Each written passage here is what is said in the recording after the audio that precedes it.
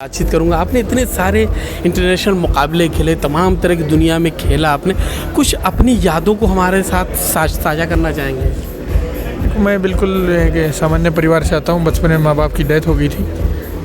कबड्डी से जुड़कर जब मैं पहली बार कबड्डी खेलना शुरू किया तो मैंने सोचा नहीं था कि मैं इतने बड़े लेवल तक खेलूँगा, लेकिन मेरी रग रग में कबड्डी बस गई थी। बहुत सारे संघर्ष देखी, बहुत सारी इंजरीज हुई, नी फ्रैक्चर हुए, ग्रोइंग टीयर्स हुए, बहुत शोल्डर्स एंकल्स, लेकिन मैंने कभी रुका नहीं, मैं थका नहीं। देश के लिए वर्ल्ड कप जीता, एशियन गेम्स जीते, 2 बार Asian championship, South Asian games, Dubai masters cup, बहुत सारे अंतर्राष्ट्रीय पदक रहे। साथ ही अर्जुन पुरस्कार मिला, भारत देश की कप्तानी करने का सौभाग्य मिला। न जाने कितनी बार तिरंगा लेकर विदेशों में हम दौड़े हैं। ट्रॉफी जीतने के बाद हमारा राष्ट्रीय गान बजा है तो आंखों में आंसू आते थे। तो उस समय को तो देखो, बयां करना है खिलाड़ी के लिए बहुत ही मुश्किल होता है कि खिलाड़ी के लिए सबसे गौरव का पल वही होता है। लेकिन एक बेस्ट मोमेंट हर खिलाड़ी की ज़िंदगी में होता है, कौन सा बेस्ट मोमेंट था दीपक हुड्डा के लिए? कबड्डी वर्ल्ड कप जीतना सबसे बेस्ट मोमेंट था। उसके बाद देखो देश का कप्तान बना, तब वो भी बहुत बड़ा मोमेंट था। हाथ में ट्रॉफी थी, तिरंगा लहरा रहा था, अर्जुन पुरस्कार मिला, वो भी बहुत बड़ा पल था।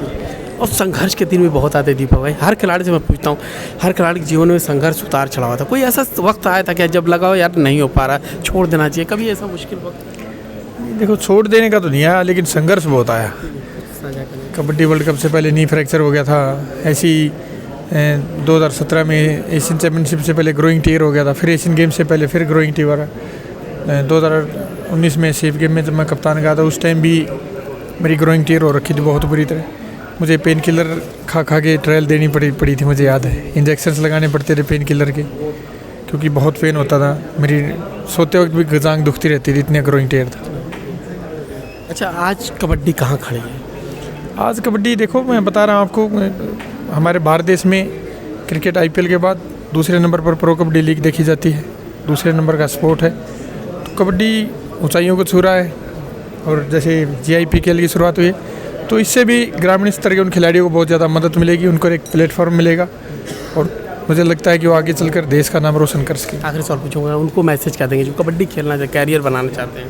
देखो, कबड्डी, जो भी खिलाड़ी कबड्डी खेलना चाहते हैं, उनका इंटरेस्ट है कबड्डी खेलने में, तो ज़रूर खेलें। अब कबड्डी वो खेल नहीं रहा, इससे आपको फेम भी मिलेगा, नेम भी मिलेगी, रिस्पेक्ट भी, फाइनेंशियल सपोर्ट भी। तो कबड्डी ज़रूर खेलें, बहुत ही अच्छा खेल है, और मेरी नज़रों में तो दुनिया सबसे अच्छा खेल। ये एक बहुत बड़ा ग्लोबल स्पोर्ट दिया है इन खिलाड़ियों के लिए, क्योंकि ये कबड्डी हमारे रूरल एरिया का खेल है, हमारे गांव की मिट्टी का खेल है। इन खिलाड़ियों को दुनिया के मानचित्र पर हमारे भारत देश का नाम रोशन करने के लिए ये एक बहुत बड़ी पहल है, और मुझे खुशी है इसका हिस्सा बनकर, और उम्मीद है कि ये खिलाड़ी इस स्पोर्ट को, इस लीग को दुनिया के मानचित्र पर एक बड़े पैमाने तक लेकर जाएंगे। थैंक यू, और मेरी बेस्ट विशेस हैं। और इस खेल के साथ जुड़कर, क्योंकि इस खेल ने ही दीपक को दीपक हुड्डा बनाया है, नहीं तो मैं भी इन खिलाड़ियों की तरह एक सामान्य परिवार से आया हूँ। बचपन में मदर फादर की डेथ हो गई थी, इस खेल ने मेरी पहचान दी है।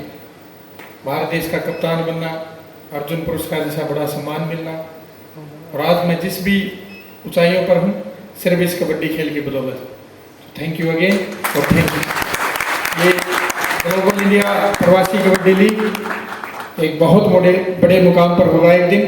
तो मेरी इन एथलीट से भी एक गुजारिश है कि दिल से खेलिए, पूरे शिद्दत से, पूरे जुनून से, क्योंकि आप सबका रोल इसमें सबसे बड़ा होने वाला है। Thank you.